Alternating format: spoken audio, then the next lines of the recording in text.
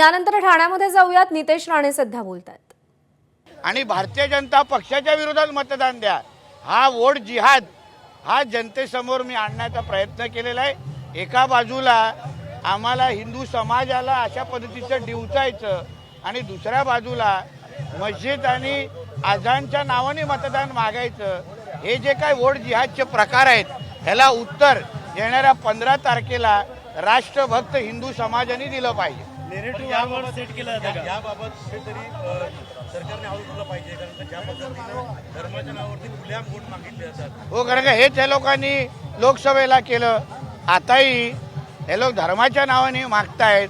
उद्या ह्यांच्या विचाराचे अशा पद्धतीने वोट मागणारे अगर उद्या महापौरच्या खुर्चीवर बसले तर सगळं हिरवकरण करून टाकतील। सगळे काय पाकिस्तान झंडाबादवाले झेंडे सगळीकडे दिसतील, ठाणा असो मुंबई असो सगळे सरतनचे जुदा सगळीकडे ऐकायला मिळेल। आणि म्हणून ह्या गोष्टीवर हिंदू समाजाने महाराष्ट्रातल्या प्रत्येक या सगळ्या मतदान होणाऱ्या शहराच्या लोकांनी, राष्ट्रभक्त लोकांनी जागृत राहिलं पाहिजे। धोका निश्चित आहे ना। तुम्ही धर्माच्या नावाने एका बाजूला संविधानाची भाषा करायची की बुरखेवाली को तुम इसका मेयर बनाओ क्योंकि वो संविधान है, मग आता संविधान कुठे गेलं? आता डॉक्टर साहेब बाबासाहेब आंबेडकरांचं संविधान तुम्हाला मान्य नाही आहे का? की तुम्हाला इथे शरिया कानून आणायचं आहे?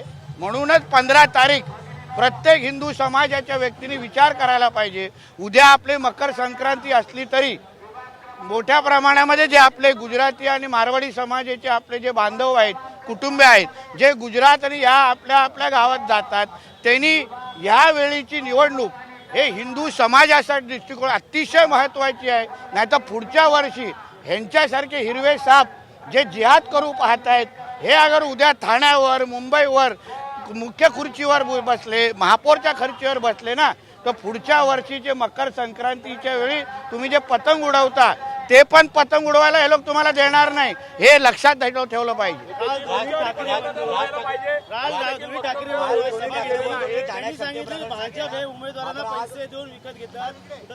अशा आहे ना, या जिहाद्यांची भाषा आणि दोन्ही ठाकरे बंधूंची भाषामध्ये काही फरक नाही।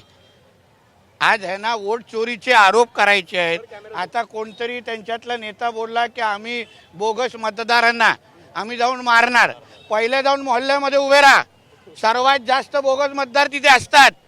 एक जण बुरखा घालून 14 15 वेळे मतदान करताना आम्हाला अनुभव आहे। तर तुम्हाला खरंच हिंमत असेल तर आमच्या हिंदू समाजाला, हिंदू मतदारांना थांबवण्यापेक्षा तुम्ही त्या मोहल्ल्यामध्ये जाऊन उभे राहा, जिथे 15 16 लोक कधी एकाच ह्याच्यावर मतदान करायला बघतात। हा हिंमत तर दाखवा। पाय तोडायचे असतील ना, बोगस मतदार पाय जावा भैरमपाड्यामध्ये, जावा नलबाजारमध्ये, जाऊन तोडा त्यांचे पाय। मग एबीपी माझा, उघडा डोळे बघा नीट।